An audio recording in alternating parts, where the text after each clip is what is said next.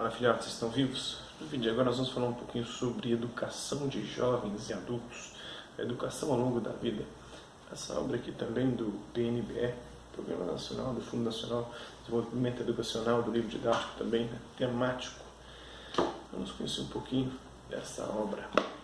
Quadro 1.2, Políticas Públicas, Educação de Jovens e Adultos, de 1980 a 2005. As frentes de ação e as características: poder público, federal, estadual e municipal, ações de grande alcance com características mais universalizantes.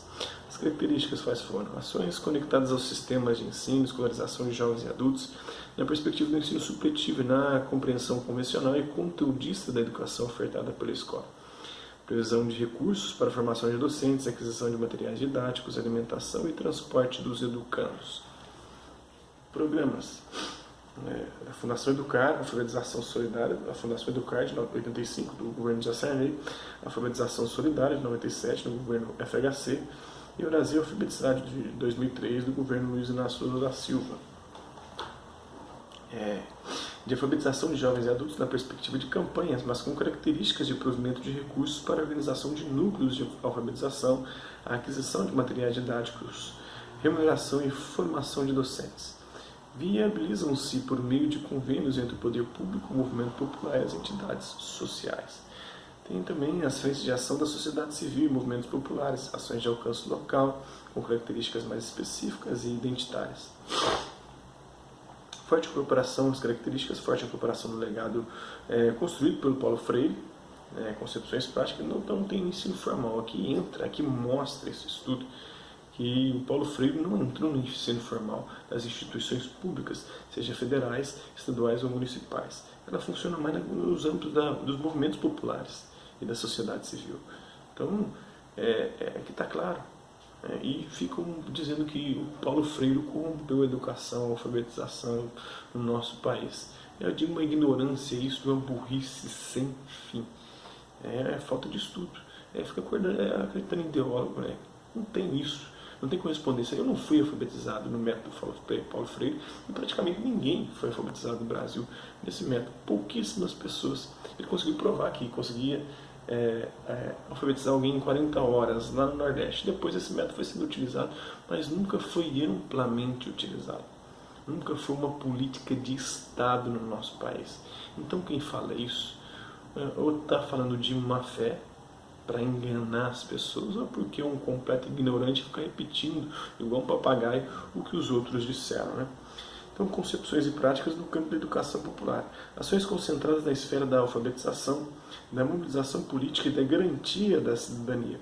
São programas, são exemplos de programas de alfabetização, os movimentos de alfabetização, o Mova São Paulo, o Mova Belém, o Mova Brasil, o Bebê Educar, o Sesc Ler, entre outros. Esses utilizam a metodologia Paulo Freire, mas nem todos também. A maior parte dos métodos de alfabetização utilizados são do método fônico.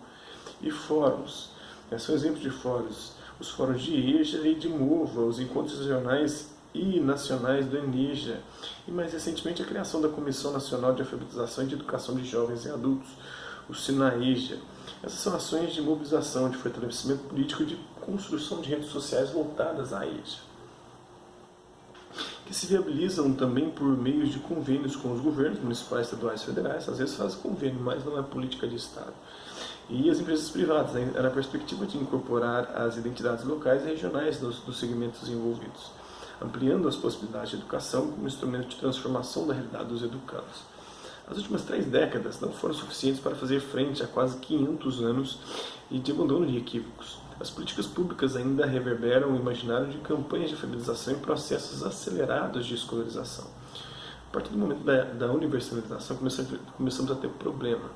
A partir da década de 90, com a Constituição de 88 para cá, que busca-se uma universalização da educação, foi se colocando na escola todo mundo.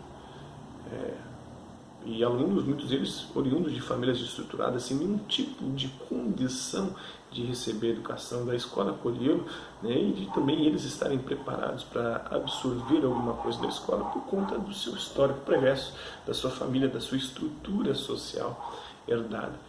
Então é bem difícil alfabetizar-se. Eu, como professor, falo, né, tanto nos anos iniciais, quanto nos anos finais do ensino fundamental, quanto no ensino médio, todos os alunos problema são fruto de famílias desestruturadas. Todos os alunos que têm dificuldade de aprendizado, eles têm também famílias desestruturadas, famílias e pais e avós e parentes que também não foram devidamente alfabetizados, não foram devidamente educados. Então, isso é um problema de gerações. E até então, as gerações pregressas não tinham sido inseridas no ensino formal. Agora foram. E a partir do momento que foram inseridos no ensino formal, o que acontece? Vai acontecer o óbvio. A qualidade vai cair.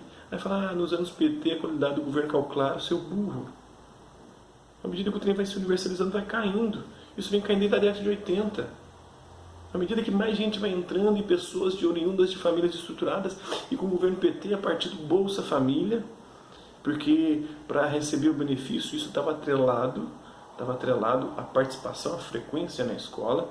Então, esses moleques ficam na escola sem nenhum interesse em aprendizado, com famílias completamente desestruturadas lá fora, pegando dinheiro muitas vezes para usar droga e tomar cachaça. E aí, essa é a realidade que nós temos. Não é que o ensino piorou, é porque ingressaram mais pessoas na escola, mais pessoas sem condições de estudar, porque não tem uma estrutura econômica e familiar que lhes ampare. Essa é a realidade da educação e do ensino no nosso país. E é isso que a gente pode entrever a partir de estudos, não a partir do que esse povo acha. Esses intelectuais de internet que não estudam, que não leem, que vão na base do achismo das coisas. Vamos estudar, vamos pegar os livros, vamos pegar as revistas, vamos pegar o que fornece o conteúdo para a gente poder entender o que está acontecendo com o nosso país. Não é que o PT acabou com a educação no nosso país, deixa de ser burro. Vai estudar. O PT fez com que pessoas que nunca antes estiveram na escola lá estivessem. E aí tem a questão da estruturação familiar, a estruturação moral e econômica. Isso foi culpa do PT. O PT pegou o governo em 2002. Quando ele insere as pessoas já estavam sendo educadas. Então já vem da FHC. Aí você fala da FHC, mas já vem desde antes do governo militar, que todo mundo fala, os conservadores falam que foi uma beleza. Uma beleza para quem? Quando as pessoas não tiveram acesso à educação, os programas do governo militar, como o Mobral de alfabetização, também não deram certo. Então, nada disso deu certo, velho. Vai estudar e para de falar bobagem. As políticas públicas ainda revelam mais nada. Então, as últimas 3 décadas não foram suficientes para fazer frente a quase 500 anos de abandono e equívocos. As políticas públicas ainda reverberam no imaginário de campanhas de alfabetização e processos acelerados de escolarização. O financiamento dos diferentes segmentos e modalidades de educação é alvo de recursos diferenciados. As práticas pedagógicas e materiais didáticos ainda refletem uma concepção assistencialista, que o PT ajudou a fomentar, que tem problema também, infantilizada dos educandos adultos. E o nosso desafio de alfabetizar os brasileiros ainda permanece. São cerca de 14,2 milhões considerados analfabetos, segundo o censo de 2008. Eu não sei se diminuiu de 2008 para 2018 ou para 2019. Sobre esse aspecto, diferenças regionais ainda são uma marca também. Segundo dados do mapa do analfabetismo no Brasil, de 2003, na página 6, as regiões mais pobres periféricas são aquelas que concentram os maiores índices de analfabetismo. Então, a pobreza e a falta de acesso à educação e também os índices de criminalidade e violência, está tudo entrelado, está tudo interligado, por mais que digam que não. Então, as taxas de analfabetismo no Brasil, de 1900 a 2000, vai caindo uma coisa, né? De 1900 a 2000. Começa em 1900 com 63,3% da população analfabeta e em 2013,6%. Isso acabou aumentando em 2008, né? 14,2 milhões, números absolutos. Mas porcentagem deve ter diminuído. Com desafios à parte, é importante destacar que nunca estivemos tão preparados e abertos para enfrentar tais realidades e assumir compromisso com a construção de um país menos desigual. Em certa medida, foi a partir da década de 90 que passamos a vislumbrar e a consolidar novas possibilidades para a EJA, diretamente articulado aos processos de reconstrução da sociedade brasileira nos seus diferentes âmbitos, político, cultural, econômico, social. Ninguém duvida que os avanços são muitos e que, nessas primeiras décadas do século XXI, o país vive uma temporada de maturidade e estabilidade, em que as ideias de justiça social, de ética na política e de pleno acesso aos direitos são pauta de negociação permanente entre o poder público e a sociedade civil, apesar que isso está mudando também, né? A educação nesse contexto é entendida como meio e fim para a participação crítica e comprometida com a mudança e a sustentabilidade. Então isso mudou. A nova direita que está no poder aí está defendendo essa educação formal do Estado, está defendendo a educação privada, a educação homeschooling. E a programação e a educação pública, essa vai ser um policiamento ideológico muito grande, tentando prevenir a ideologia de esquerda ser propagada, a doutrinação de esquerda ser propagada nas escolas. Mas e a de direita? Vai ter fiscalização contra isso? E o que pode ser considerado de fiscalização de esquerda e de direita? As linhas são muito tênues, que dividem uma ideologia de outra. Os liberais e esquerdistas, progressistas, têm muita coisa em comum no campo moral. No campo da economia, liberais e conservadores têm muita coisa em comum. Vão defender o livre mercado, como é que é? Isso também é ideologia, não? Então, a EJA ganha espaço para ser pensada e consolidada na perspectiva segundo a qual autonomia e criatividade são bases para o desenvolvimento. Isso é um pouquinho, né, da educação de jovens e adultos, a educação ao longo da vida. Nós discutimos aqui muita coisa interessante sobre educação. Espero que vocês tenham gostado, curtido. Se curtiu, dá um like, quem não curtiu, dá um dislike. E se interessar pelo conteúdo do canal, é só se inscrever, ativar o sininho, aguardar os próximos vídeos, as próximas notificações. Deixe também seus comentários dizendo o que você tem achado dos vídeos e sugestões de temas e assuntos para serem abordados em vídeos posteriores. É isso aí. Hasta lá, vista, babies, e até a próxima.